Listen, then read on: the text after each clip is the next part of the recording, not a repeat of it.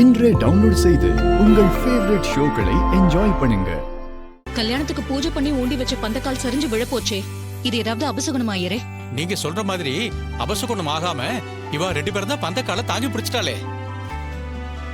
இப்படியே இவ 2 பேருமே சேர்ந்து பந்தக்கால ஊடி வைக்கட்டும்.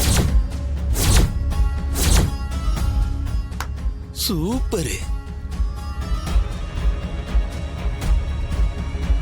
ஐயரே, இதை எப்படி அவரு பண்ண முடியும்? நிச்சயமா பண்ண முடியும். ஏன்னா அவர்தானே இந்த வீட்டுக்கு நடக்க இருந்த அபசகுணத்தை தாங்கி பிடிச்சாரு. அதனால தாராளமா அவ 2 பேருமே பந்தக்கால ஊடி வைக்கட்டும்.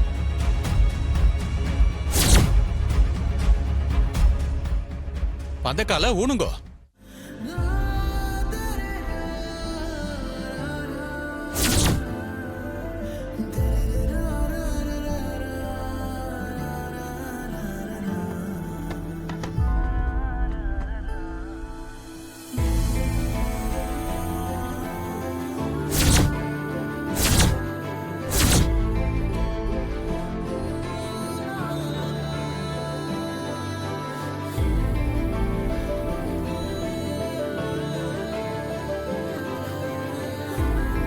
அம்மா, எப்படியோ அபசகுணம் இல்லாம பூஜை நல்லபடியா முடிஞ்சதுமா. இனி எந்த பிரச்சனையும் இல்ல. நான் உத்தரவு வாங்கிக்கிறேமா.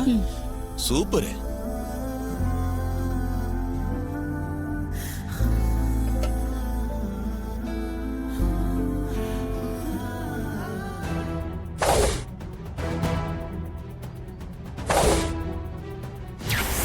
இது பாரு, உன்னை என் பொண்ணோட ஃபங்க்ஷனுக்கு நான் கூப்பிட்டதுக்கான காரணம் என்னன்னு தெரியுமா?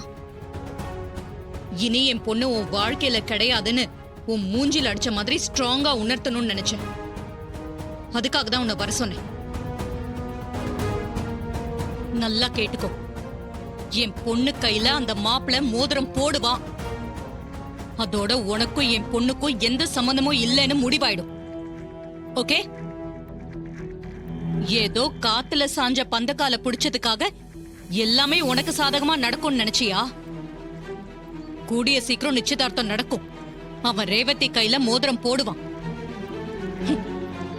அப்போ நீ எப்படி ஃபீல் பண்ணுவேன்னு நானும் பாக்குறேன். ரேவதி கையில நான் தான் மோதிரத்தை போட போறேன்.